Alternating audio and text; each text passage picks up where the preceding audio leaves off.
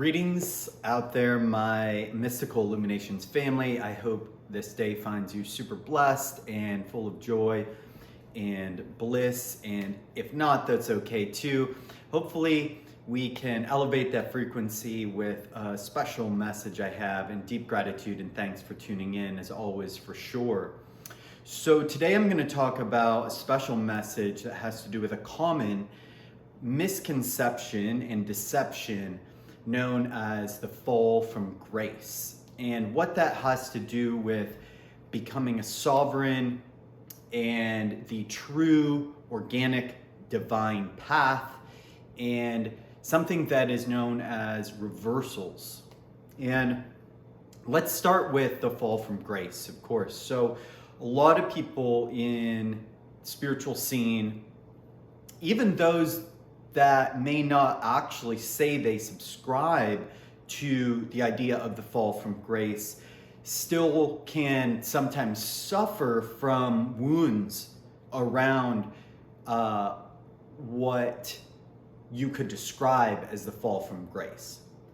And essentially the fall from grace is a construct based on a completely misunderstood and deceptive spiritual system.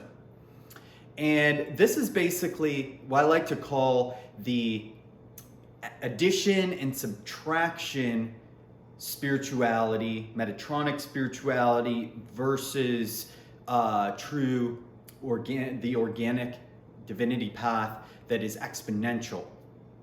So let me describe this here. A lot of people have the misnomer that, when we're born or when we incarnate, we come from creator or source, and then we, let's say,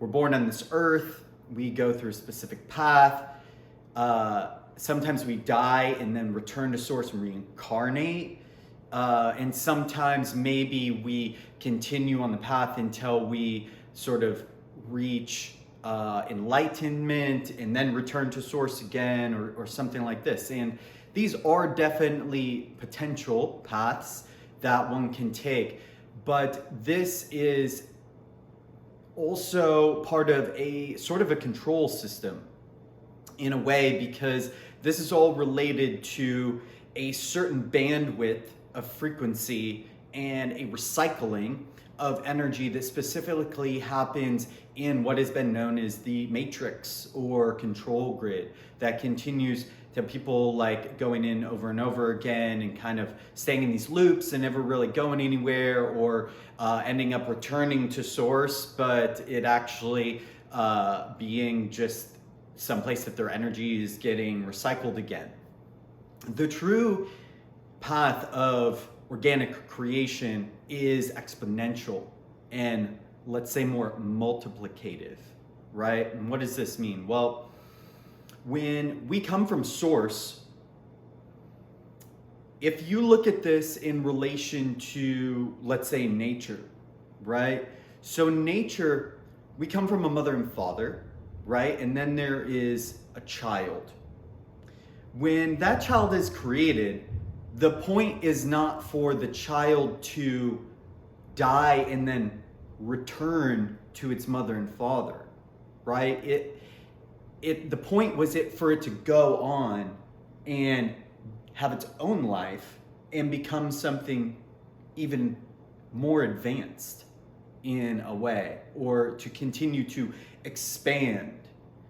And this is the original intention, the organic blueprint for creation, where we as individuals, souls, if you want to call it that, spirits, we come from a source as a child of that source. And because the true organic life path is infinite, right? And let's really talk about that for a minute. Infinite. A lot of people use that concept, a lot of people think of that, but don't really ever necessarily tune into the true depth and breadths of what that means. That means always expanding, forever, continually. expanding more and more and more. There's no stop to it. It just continues to grow somehow, right? It's not really fathomable completely in the mind, but if you really tune into that, this is always becoming more and bigger and better and more beautiful and more blissful and more amazing. This can start to give you an idea of what I mean and the difference. So if this is the case, why would someone be born and then return to the same place they came from? This would only happen if there was some sort of glitch, right? Some repeat, like, okay, I had this life, okay, cool, go back, source, forget again, go back in, have a new life, go back. The true path, one continues to grow and evolve into a greater and greater and more expanded being, right? So a very high advanced being that knows how to create souls and spirits produced a child, right?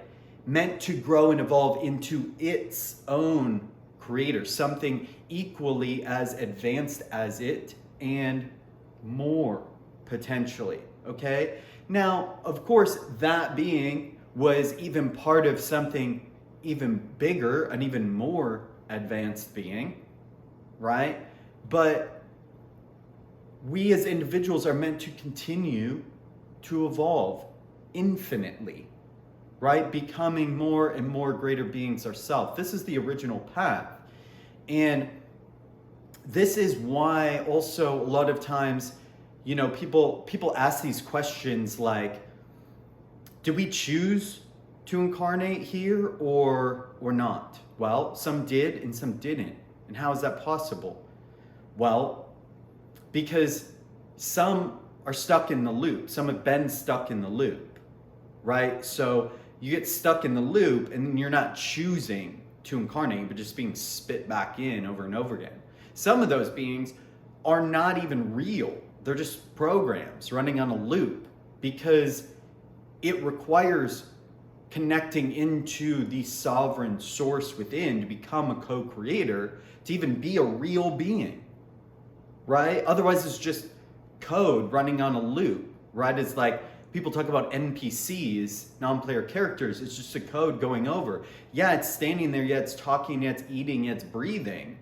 But if it's just running on a program, it's not real because it's not connected to its sovereign divinity, right? And this is what's known as a reversal pattern, where one looks outside of itself for source, right? Or like, oh, when I die, then I go to heaven, right? Versus dying, right? Or even the original blueprint, which is eternal life, right? And this is, I'm talking about the eternal life path. Because when we are connected to Father, Mother, God, Source within, this experience that we're having right now is itself Source continually expanding and experiencing something greater. Every moment that you have is adding in an exponential sense to what already exists in the universe, right? And to go back into what I was talking to you about reversals, this is a reversal of the flow of energy, right? And this is where we go from being controlled, being manipulated, if you want to look at it that way, to being in control. And this is a process that happens when, the way you can look at it like this is, could kind of look at it like, if you don't want to look at it in that darker sense of being manipulated and controlled, you could look at it as being inside of an egg. Okay, so let's say if you looked at or being inside of a womb, if you looked at yourself as being inside of an egg, in that egg, has a sort of specific code and a program it runs, a process it runs to birth a baby bird, right? Can look at that egg as a matrix, a control matrix, or running on a specific program, and then it births a bird, right? And so now that it's out of the egg, it's now its own bird, and then it has another control matrix, right? Which is its father and mother, because then they're there to raise it, right? And this is actually a process that's meant to be eternal. Now, we can also go back to that idea of manipulation again, right? So let's say that that baby bird, right? That baby bird were to look at its father and mother as manipulative and controlling, right? Because in a lot of ways they are. Because they are using the information, the programs, the experiences they have to raise this child, right? This bird, they impose rules, they have different codes that they follow because of, bird dynamics in society. They try and protect it, they try and caretake it, things like that. And then that imprint, that overlay goes into the bird, and then it kind of moves and runs based on that until it reaches an age where it starts to maybe at some point make its own decisions, because it integrates understanding of those different dynamics and those processes, because evolution happens, because maybe that bird gets picked up and it, let's say, moves to another environment, right? Like instead of being, in a chicken coop, it goes and gets to be free range. And then now it taps into its own self and its own intuition, into the environment, and it starts to learn how to operate there. And so that's also a little bit of an idea of what's been going on here on the planet Earth as well. Is, let's say that the original plan, so to speak, right, was to be in the wild, right? But this Earth has been stuck in this place of being kind of like a chicken coop, right? And being a chicken coop has had to kind of like run on those specific programs and those frequencies and things like that, and continue to kind of birth chickens that have to live by the code of being in the chicken coop, right? But then there's a lot of us that came here outside of the chicken coop to remind the chickens in the chicken coop that that's not the way that it has to happen or is meant to happen. But in this process, in order to actually go out of the chicken coop, we've had to first and foremost psychologically, spiritually, energetically break down the programs of what it means to live in a chicken coop. This is like, let's say the actual rules and boundaries of how to live in a chicken coop. And I don't know why this analogy is coming through here, but if you're getting something out of this, if you could just like smash up the like button and give me any comments or feedback. I hope this has been helpful for you. This is just kind of coming out of nowhere for me, but imagine if the rules and dynamics of living in the chicken coop are what actually held the chicken coop into being solid, into being real. And simultaneously, as you process and digest and alchemize the rules of living in a chicken coop and realizing that there is a original world outside of a chicken coop, then that's when you simultaneously also tap into this new ability to be a co-creator with nature, with the divine, right? So this is like even greater, even more expanded. Let's say the real reason why the chicken coop existed was because not only is there the wild, right? There is actually potential for something even greater than the wild, right?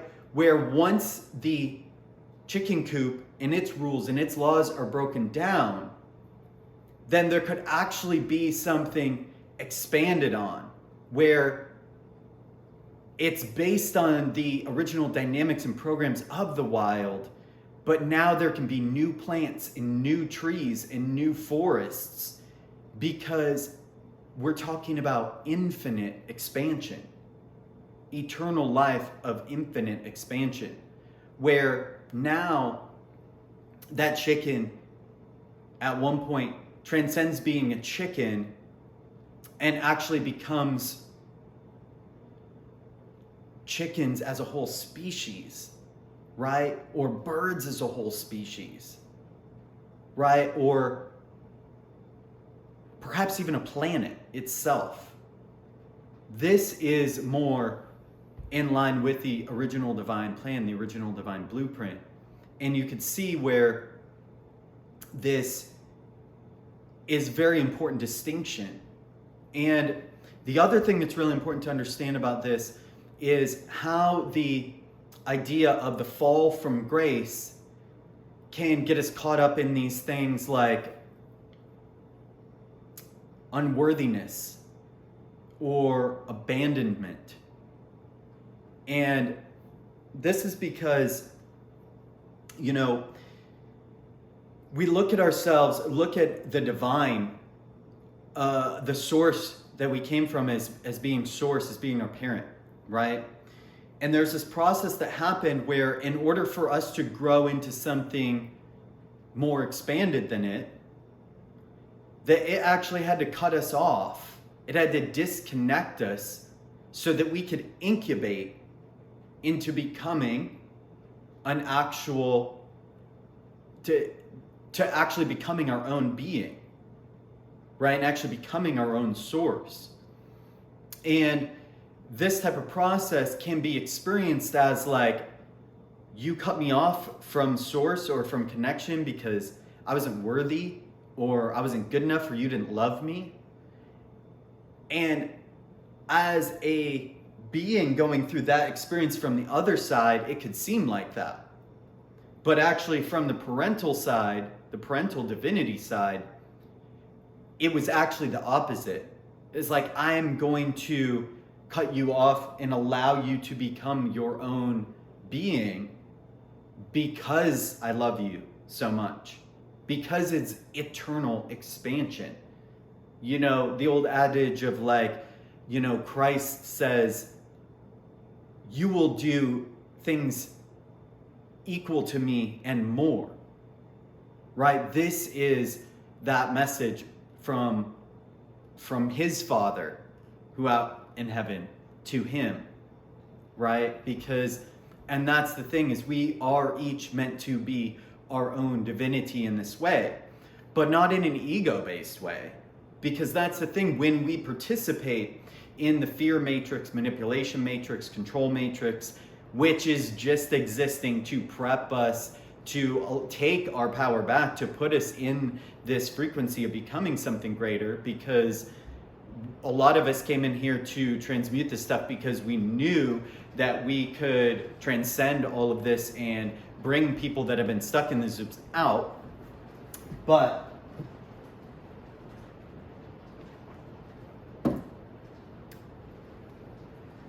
what's important to understand is that this is important distinction, and I totally lost my train of thought here.